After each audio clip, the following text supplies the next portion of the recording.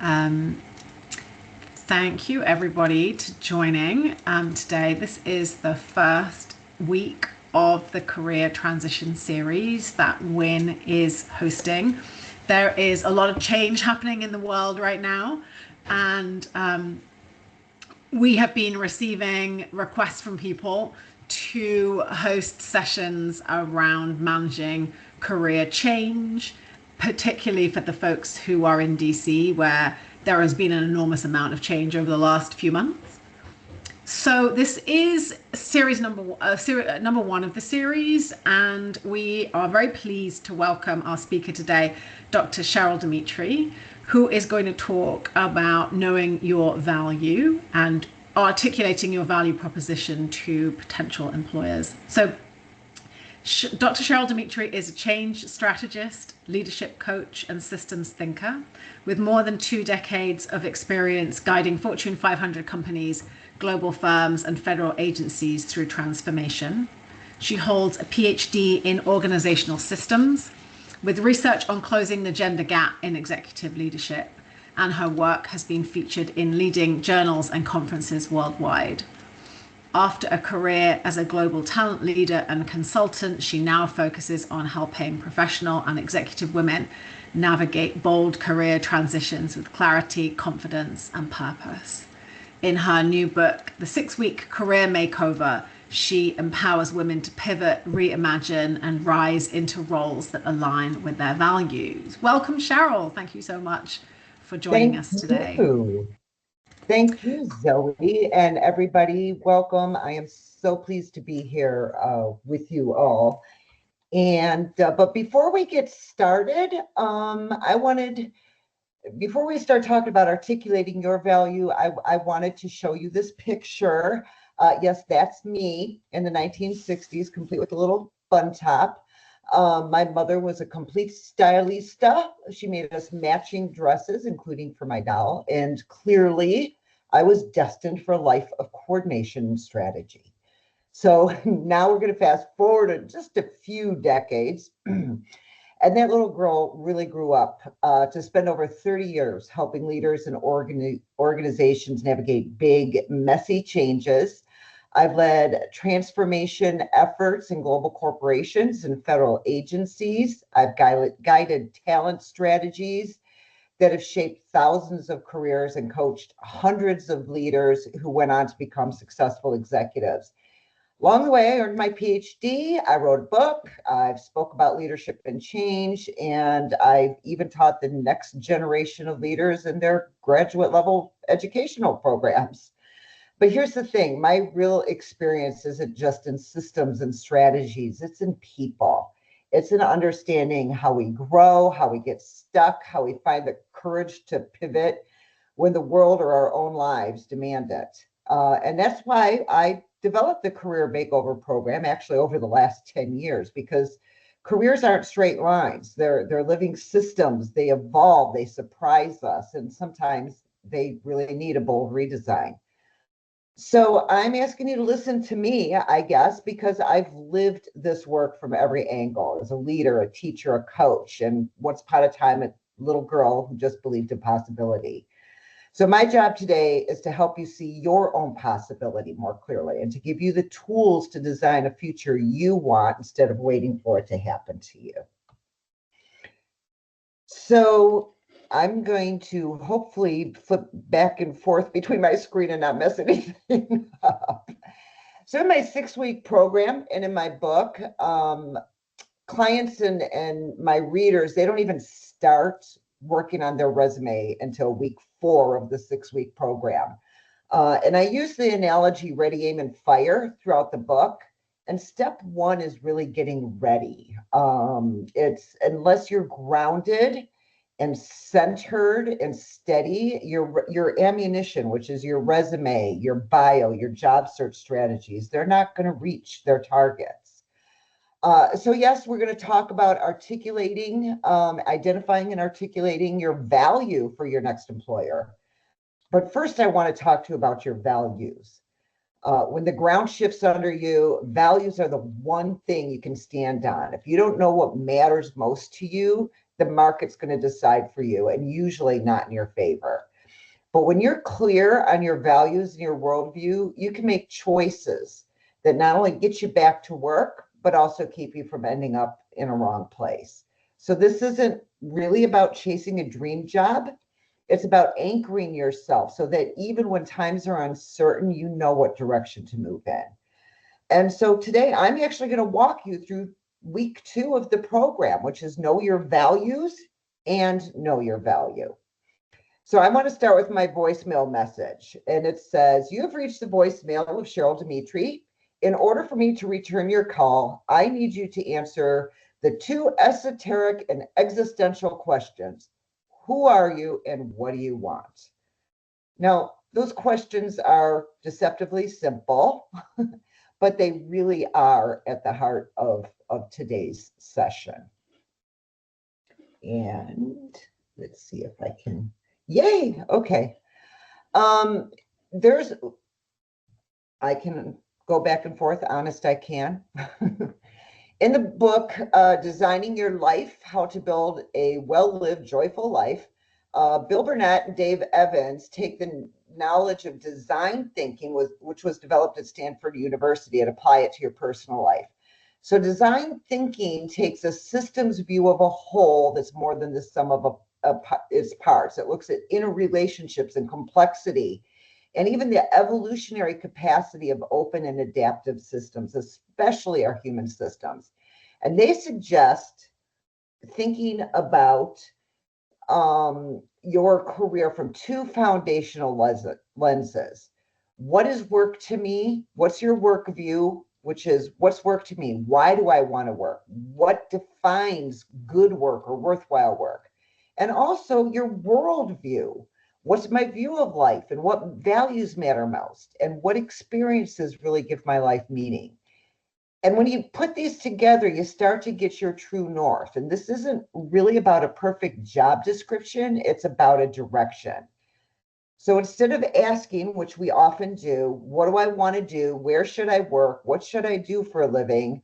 The author suggests, and I agree with them, to reframe that to, I might not know where I'm going, but I can always know whether or not I'm heading in the right direction. So you're setting the direction without maybe an actual destination or itinerary. So if you're mid-career, senior career, you've been on LinkedIn, any social media, I am pretty sure you've seen this graphic. By the way, this diagram is not copyrighted, and it also does not align at all to the Japanese concept of ikigai. It just kind of became viral, and people love Venn diagrams, and it sort of turns up online in a regular way. I kind of, because every time I see this Venn diagram, it kind of raises my ire. So instead of ikigai, I refer to it as the ikigai diagram. So, but my question is, how did this happen? How did our views of life get so distorted to believing that our work and our job has to be the way that we fulfill our life's purpose? Better yet, how did searching for our purpose become so tied to our job, or how we make money to support ourselves and our family? There's another book, and you'll get a list of recommended reading at the end of this. The book is The Good Enough Job by Simon Stolzoff. And he points out that religious traditions used to help us answer the question, what makes life valuable?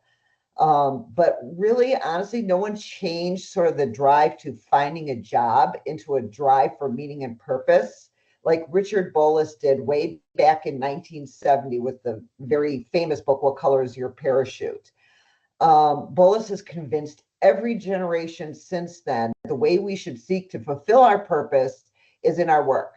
I don't know, maybe he was reflecting on what corporate America was saying and still says, where it was telling its worker, let your work be your purpose, let your identity be wrapped around your job.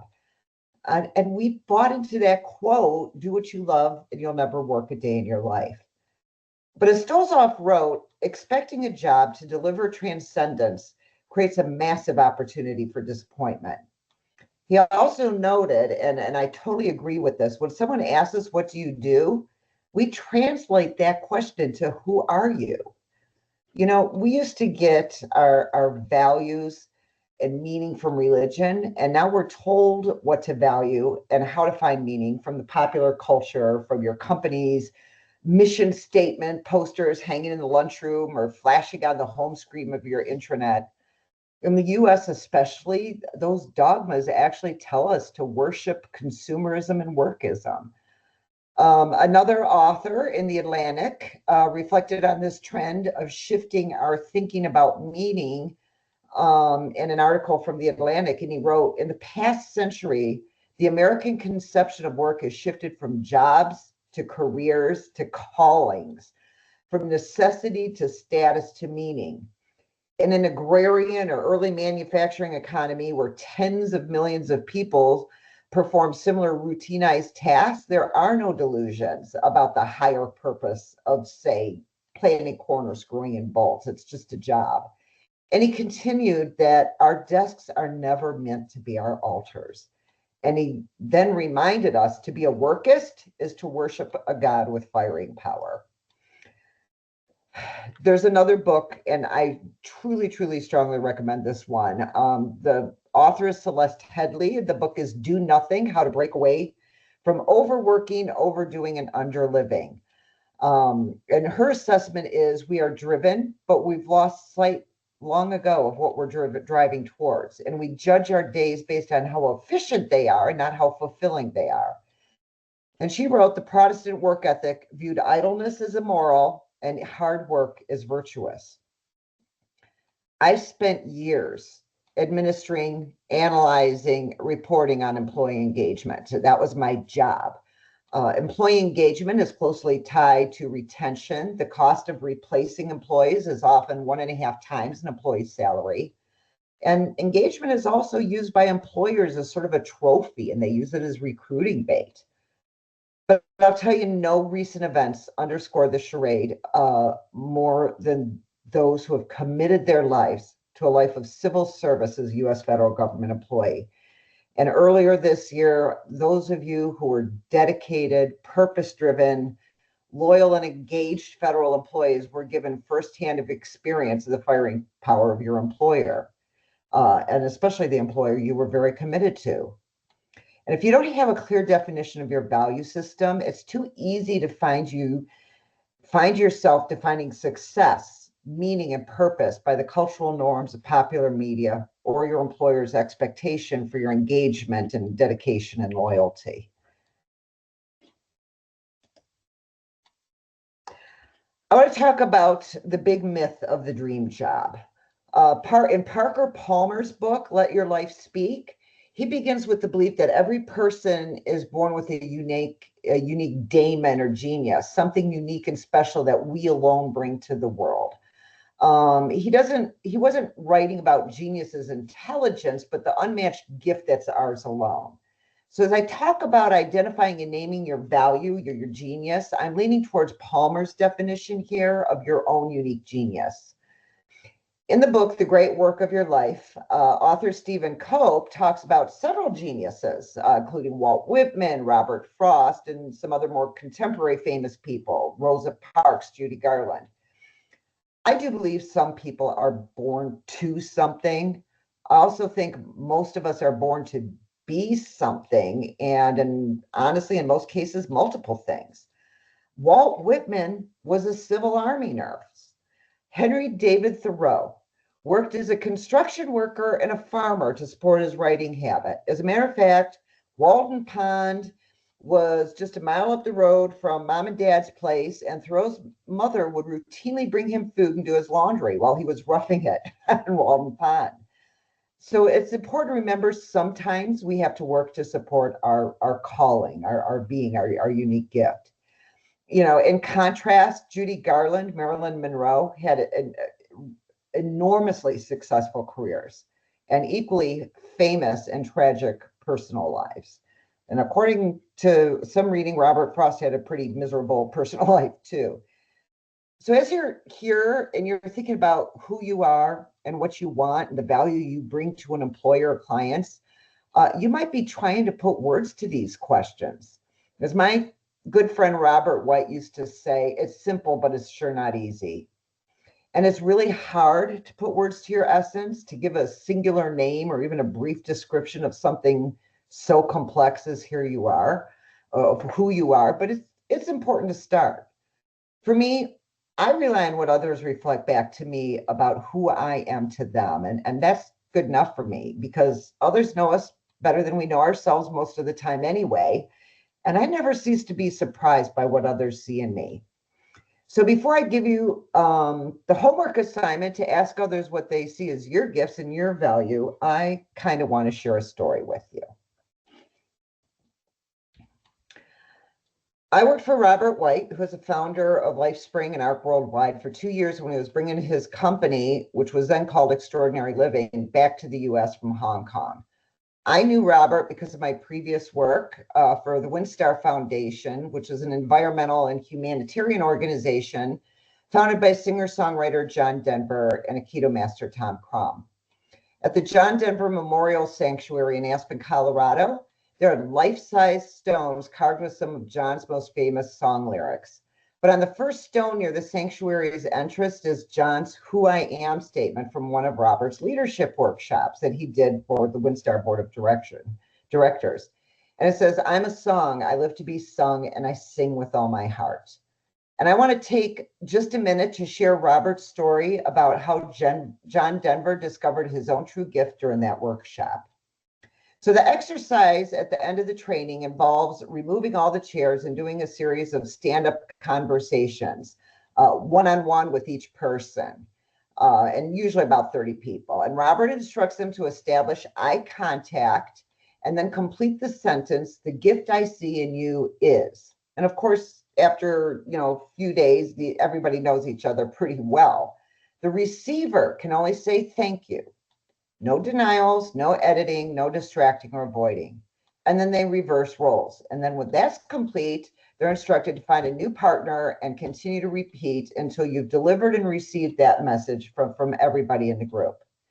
And at the end of the exercise, John Denver was lying on the floor sobbing, and Robert figured his reputation was ruined because it would not look good when the word got out that he created this terrible outcome with one of the most beloved entertainers in the world. So not knowing what to do, he lay on the floor next to John and hugged him. And he asked John, what's going on? And what he learned was that not one of John's classmates said that his gift was his music. What he heard was all about his commitment to a sustainable environment, his love for his family, his caring for his friends, and his joyful laugh.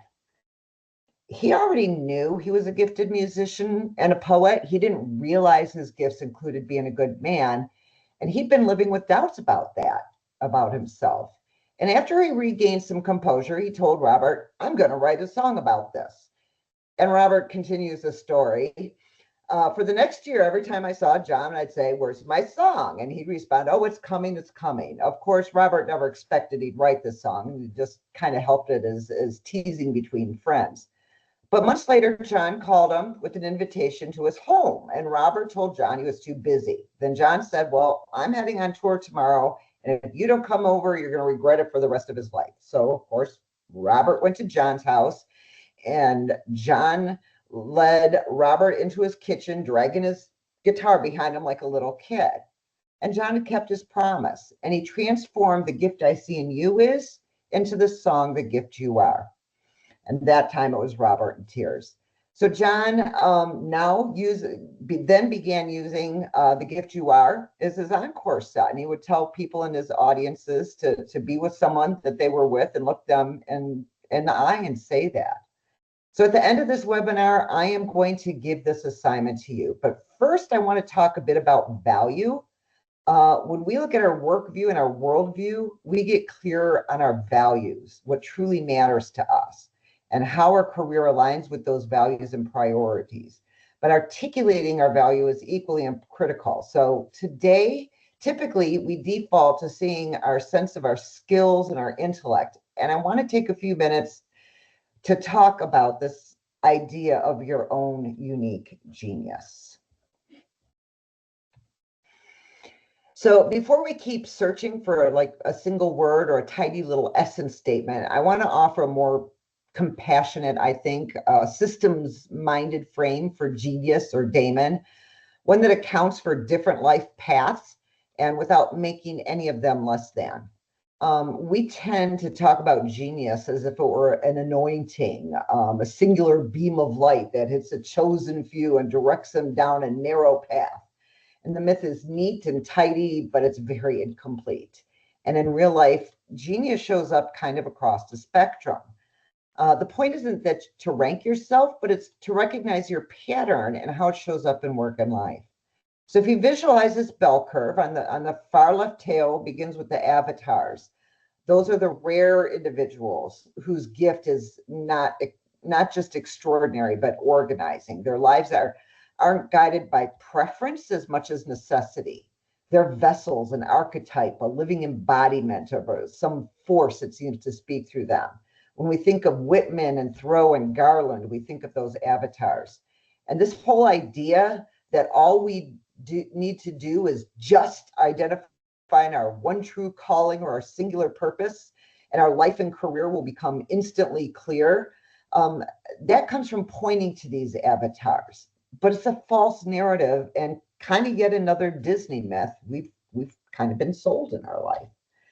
So I want to talk about the ends just briefly, and then talk about where the rest of us really are. So when Judy Garland opened her mouth, the entire room's transformed around the sound that emerged. Her daemon demanded a purity of channel that could be both a crown and a cage. The career was built on her voice, and her life was narrowed by the very thing that made her extraordinary. Stephen Hawking's version of this singular daemon looked different from Garland's, but there's an echo. His work wasn't just physics as a job description, it was a way of seeing. For some, that orbit is liberating. It's a singular concentration that clarifies their choices. But for others, it can feel like a scarcity of identity. Like, if I stop doing this one thing, am I even relevant or valued? So those are the avatars, the people like Garland or Hawking. And at the other end are the Renaissance humans, Leonardo da Vinci or Hedy Lamarr. Hedy Lamarr mastered multiple fields at once.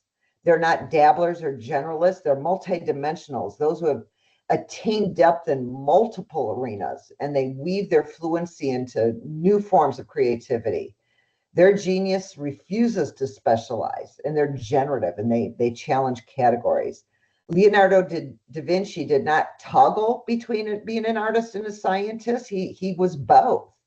Hedy Lamarr was an icon on the screen, but she was simultaneously building the scaffolding of modern wireless communication. She was a scientific genius herself.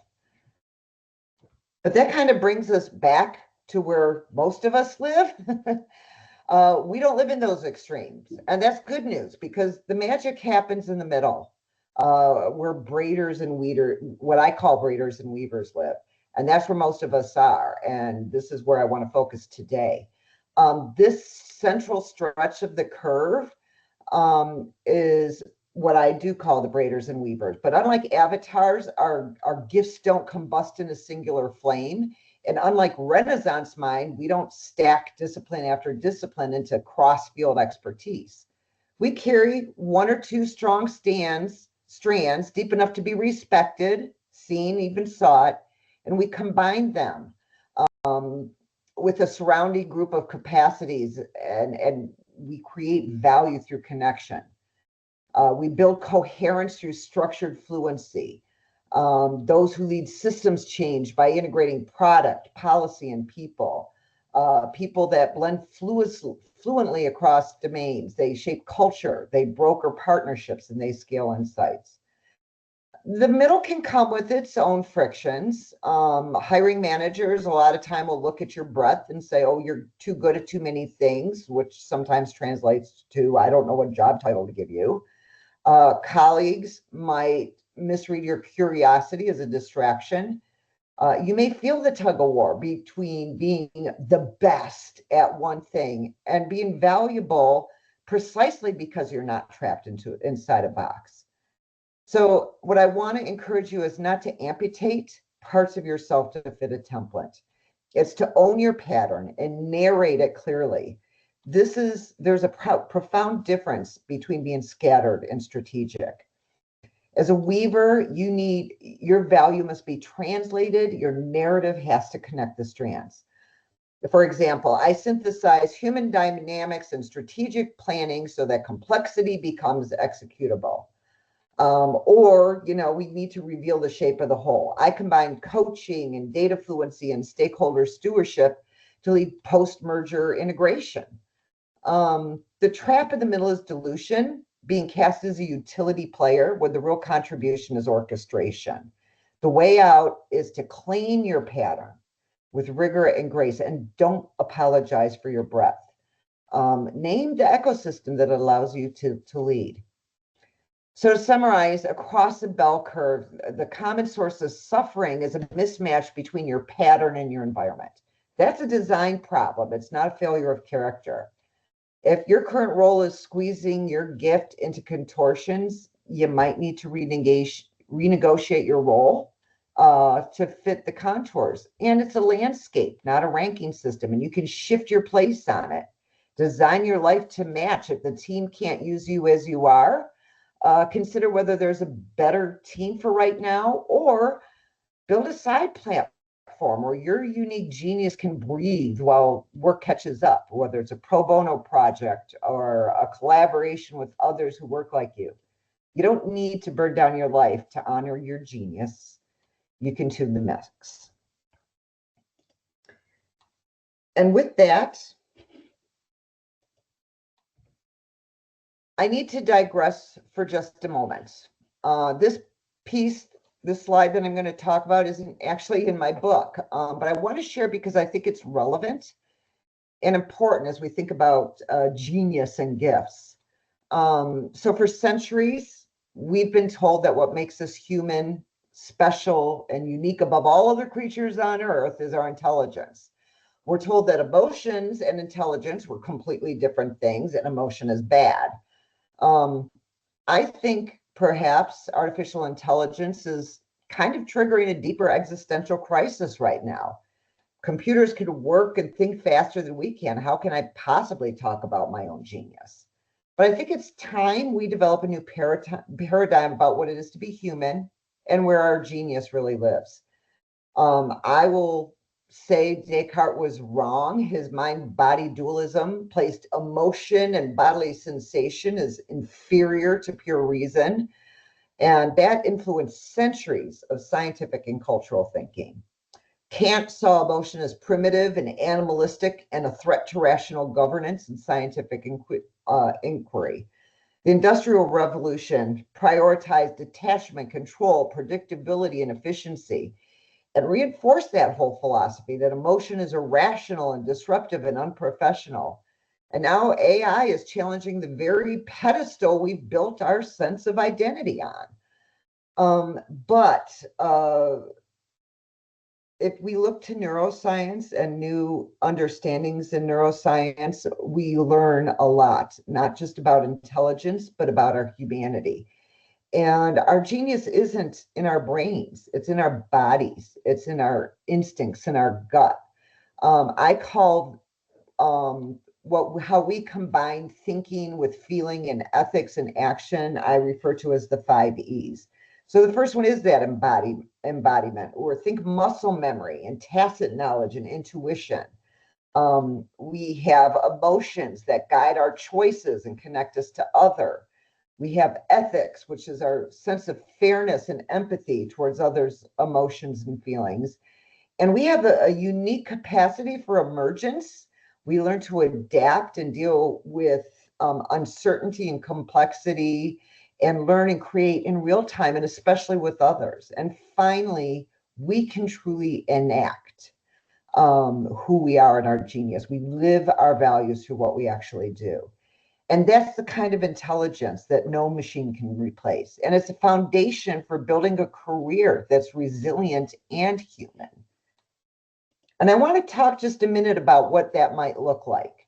We're going back to our careers now, and we're building a life where our worldview and our work view are aligned. So when I designed the 6-week career makeover program, I built it around a truth that I've seen play out in every single successful career transition.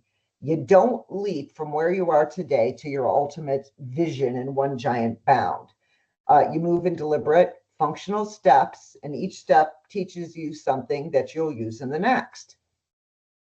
In today's climate, where industries are being reshaped overnight by technology, shifting markets, and new ways of working, waiting for the perfect opportunity is a bad idea. The people who thrive are the ones who adapt quickly, learn in motion, and keep iterating. So hopefully as you're listening to this webinar and you're starting to clarify your North Star, the values, the strengths, the unique genius that define your contribution, you're starting to explore the landscape ahead and have begun to maybe visualize where you want to go. And this is where many people freeze. They're waiting for the mythical dream job to appear. But my experience is that's like refusing to ride a skateboard because it's not a race car. And the smarter move, and the one that keeps you in motion, is to think like an agile software developer.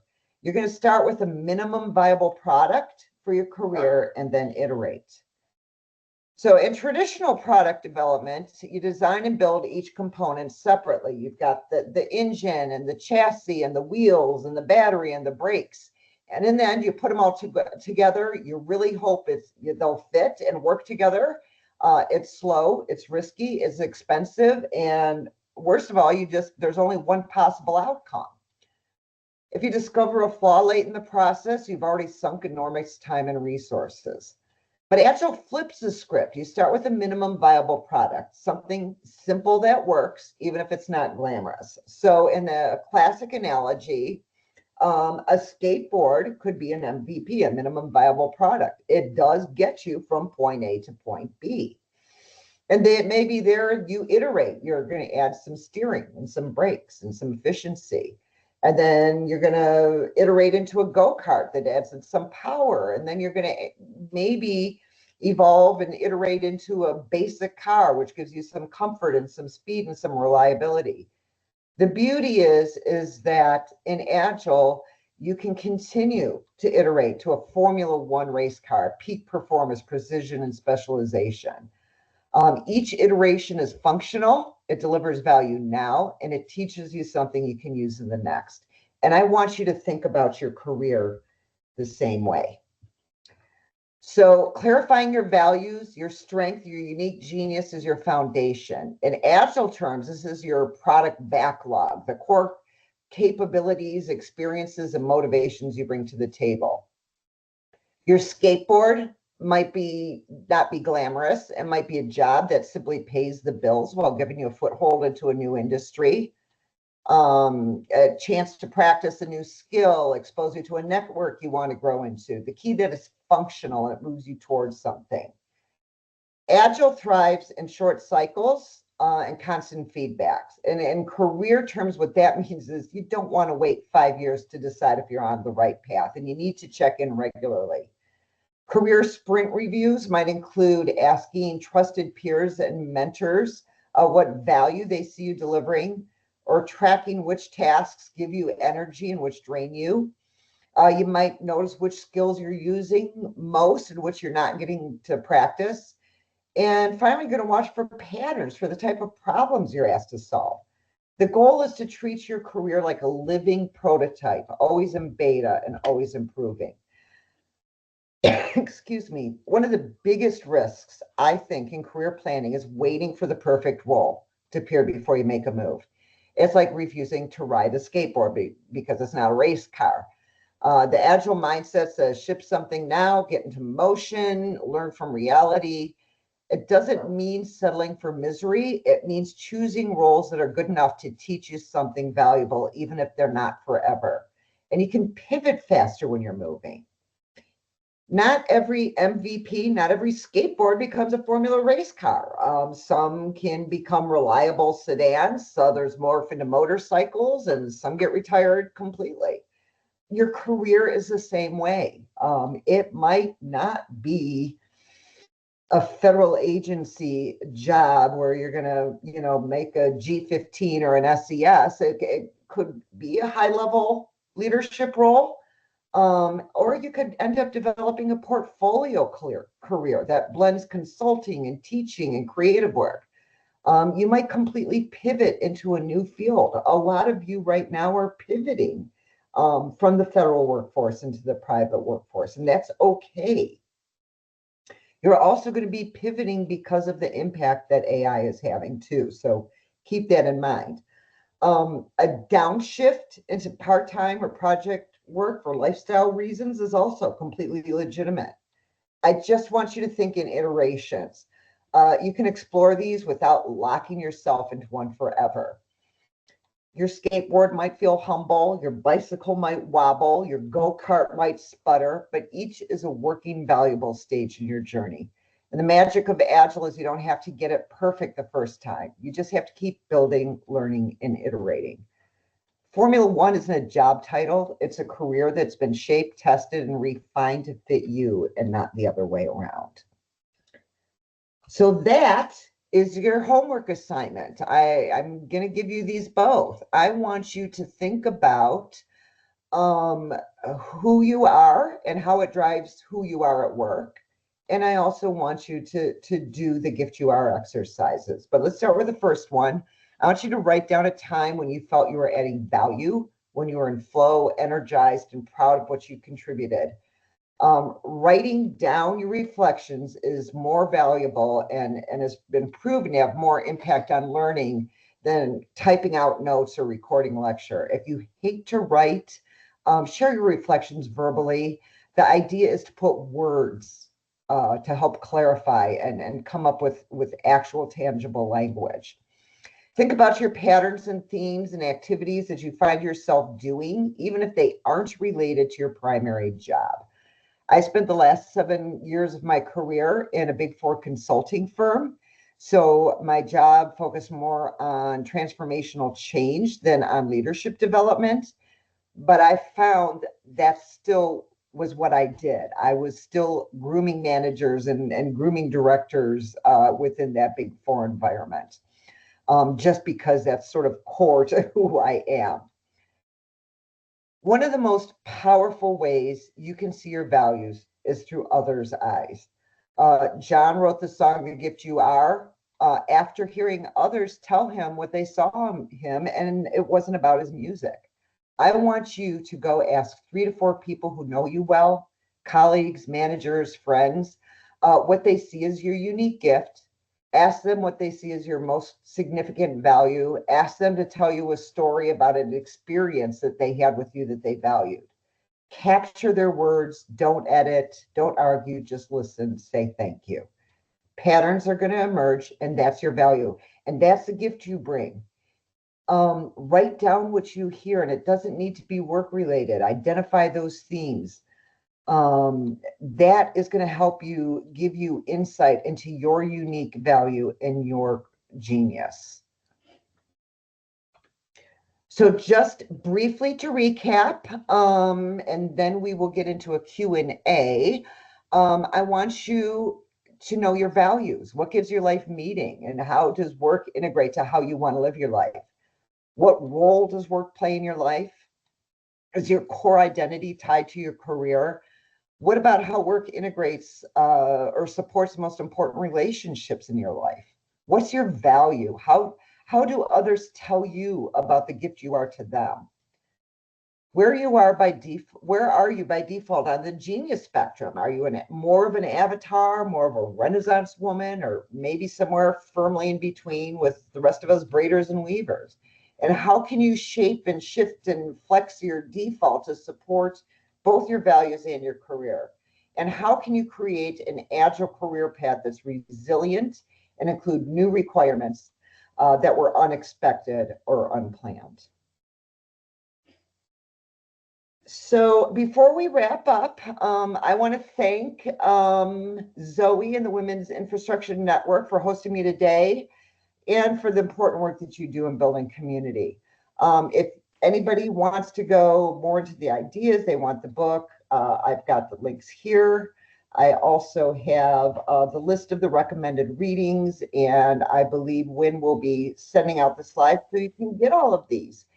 And with that, I hope this has served as a guide and gives you a good foundation for the coming weeks. And with that, thank you.